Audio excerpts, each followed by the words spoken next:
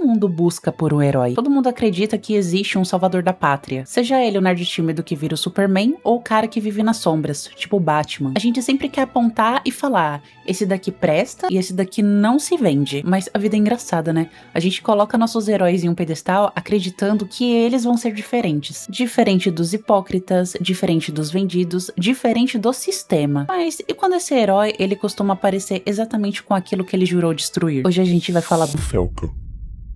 Antes dele explicar o que é mundo e tornar nacionalmente conhecido, Falcon era só mais um cara tentando encontrar o seu espaço dentro da internet. Dando um breve contexto histórico pra vocês, o Falcon, ele era um cara irreverente. Bem no início da era dos youtubers, quando tudo era basicamente simples pra crescer na plataforma, o Falcon ele foi se moldando dentro do estilo que a internet ama, ácido, sarcástico e sem filtro. Mas não era só isso. Ele também construía a imagem de alguém mais quieto, mais recluso, quase como se fosse um observador do mundo, alguém com uma nítida dificuldade de se encaixar em algum meio social. Pelo menos era isso que ele mostrava pra toda a internet. Foi exatamente toda essa combinação que fez muita gente se identificar com ele, porque não era só entretenimento, era identificação. E aí nasceu o que muita gente apelidou carinhosamente de Falcon do Antigo Testamento. E tem um ponto aqui que pouca gente para pra analisar. O Falcon ele não construiu só um canal, ele construiu uma identidade. E identidade não é sobre só quem você é, mas quem as pessoas se veem em você. Quando o criador ele acerta isso, ele passa a ser uma representação, uma comunidade. Ele vira aquele tipo de pessoa que o grupo para e pensa,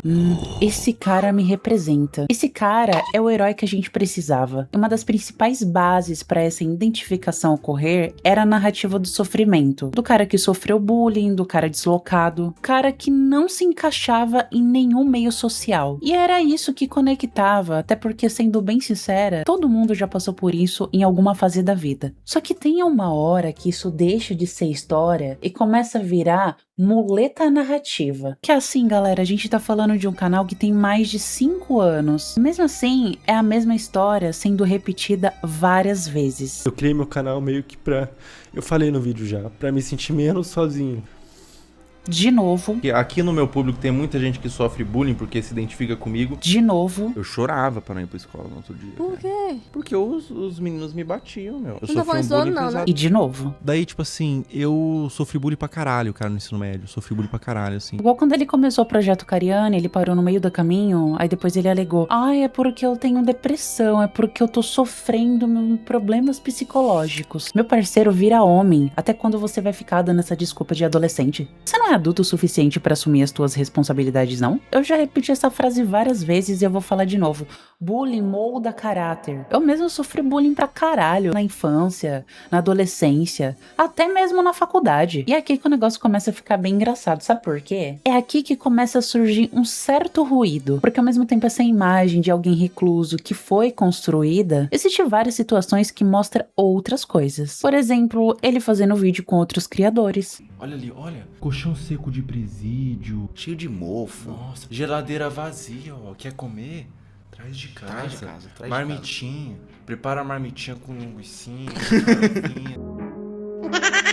Momentos de eventos, viagens ou até mesmo se divertindo com os amigos. Mano, a gente vai acabar tomando um enquadro do Gabriel Monteiro aqui, velho. Algo me diz que isso aqui é ilegal. Ele ali é o Gabriel Monteiro, né? Ele mesmo. Sou eu, pô. Relato de ex-namorada, fotos, vídeos, entre outras coisas aí que estão pela internet.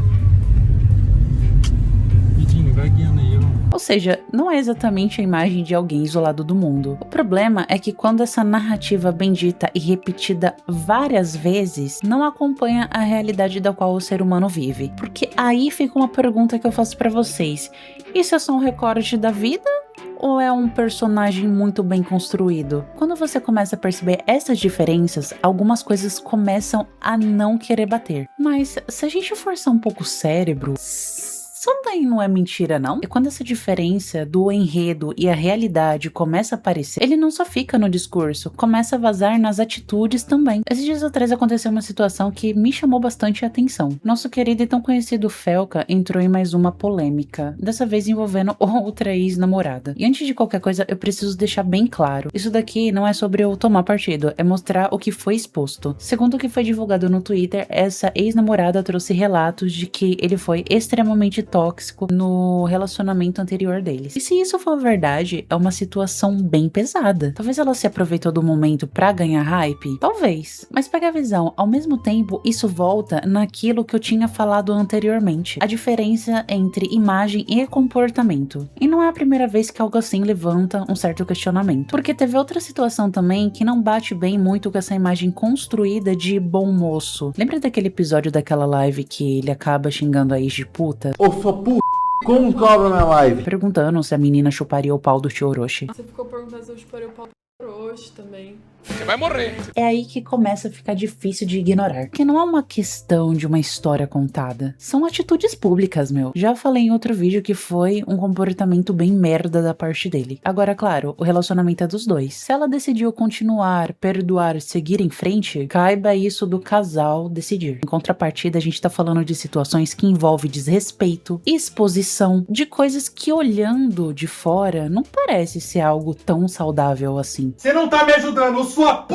Como que abre a live? É aí que fica o pensamento inevitável, porque tem dinâmicas que faz você questionar até onde vai a admiração e aonde começa a ser uma dependência emocional. Como que abre a live, Heloísa? Mais fácil virar dependente de drogas pesadas do que dependente emocional desse cara, né? Tem outro ponto nessa história que é difícil de engolir, porque enquanto tudo isso acontecia, tinha uma pessoa no meio de tudo isso, a Elo, uma menina mais nova, exposta, que estava recebendo hates das fãs enciumadas do Felca, só por ser a namorada dele. E eu digo mais, ela lidou com tudo isso sozinha. Eu já tinha conversado isso com o Felipe. Ele ia postar, mas acabou que ele não postou. Eu não sei o que aconteceu, também não fui perguntar. Porque era pra ele ter postado já há um bom tempo que a gente terminou. Ele não postou, não sei porquê. Enfim, não vem ao caso. E aqui, meus queridos, que não é sobre o relacionamento dar certo ou errado. O relacionamento acaba, isso é completamente normal. O problema é o que vem depois, e o que às vezes nem vem, porque não teve um posicionamento imediato da parte dele. Não teve uma fala clara por parte dele. Não teve um limite sendo imposto a um público que claramente estava passando do ponto. Sumir e deixar a pessoa lidar com as consequências tudo sozinha não é maturidade, e sim atitude de um covarde. A conta é simples. Quem tinha mais idade? Ele. Quem tinha a plataforma? Ele. Quem tinha o público na palma da mão? Ele. Então, no mínimo, se esperava uma responsabilidade proporcional a isso. E isso, gente, levanta uma questão bem simples. Isso foi falta de noção? Foi falta de responsabilidade? Ou uma escolha? Porque em qualquer um dos casos, não combina muito com a imagem construída novamente de bom moço. Porque escuta aqui, meu querido Felca, caráter não aparece só quando você fala. Quando alguém precisa de você, tá bom? Fica a dica. E talvez o ponto onde tudo isso começa a incomodar é quando ele vai pra Rede Globo. É quando ele deixa de ser um criador de conteúdo e começa a ocupar espaços que, no mínimo, são questionáveis. Veja pra você se faz sentido. O Felca, ele nunca teve uma posição política. Nunca construiu uma carreira de televisão. Nunca foi profissional na área da saúde. E mesmo assim, de repente, ele está em todos os lugares. Tá envolvido em pauta que vira discussão política. Tem nome associado a projeto de lei. Aparecendo dentro de uma das maiores emissoras de televisão, a TV Globo. E ainda ocupa um espaço falando de um assunto extremamente sério que é a saúde mental, que não é sobre dizer que ele não pode crescer, é sobre se perguntar se faz sentido estar ali naquele lugar. Até porque, gente, cada uma dessas áreas exige um preparo. Política exige responsabilidade institucional, televisão exige construção de carreira, saúde mental exige formação prática e vivência profissional. E quando tudo isso é atravessado por alguém que veio de um canal opinativo, a sensação que fica não é de evolução, parece encaixe, e é exatamente aí que tudo muda, porque ele nunca foi e nunca deveria ter sido considerado um herói. Não é salvador, não é justiceiro, não é alguém acima de tudo isso, nem da lei, mas ele era outra coisa muito mais importante do que tudo isso. Ele era alguém que representava a quem se sentia totalmente ignoradas pela sociedade. E quando isso acontece de uma forma tão rápida, tão silenciosa, tão conveniente, fica difícil não sentir que alguma coisa não se perdeu no meio do caminho. E talvez o problema nunca tenha sido ele estar inserido nesses espaços, mas o que ele precisou deixar para trás para chegar até lá. Porque certas escolhas, galera, não mudam só o rumo. Elas mudam o significado de tudo que veio antes. Aí já mais não é sobre carreira, não é mais sobre oportunidades, não é mais sobre crescimento. É sobre coerência, se aquilo realmente faz sentido. Pensa bem, faz sentido pra você o Felca chegar na Rede Globo e ele apresentar um quadro sobre saúde mental, sendo que o mesmo falou várias vezes que tinha problemas de depressão, entre outros problemas, né, sobre a própria saúde mental dele. E quando a coerência some, galera, o que sobra não é evolução, é um vazio. Tudo isso não é sobre ser o mocinho que salva todos, é sobre não se perder. Quando você finalmente chega aonde você disse que não pisaria. Literalmente eu cuspi no prato que comeu. A pessoa que sempre criticou as grandes massas, as mídias, as casas de aposta. Que as apostas são direcionadas a um público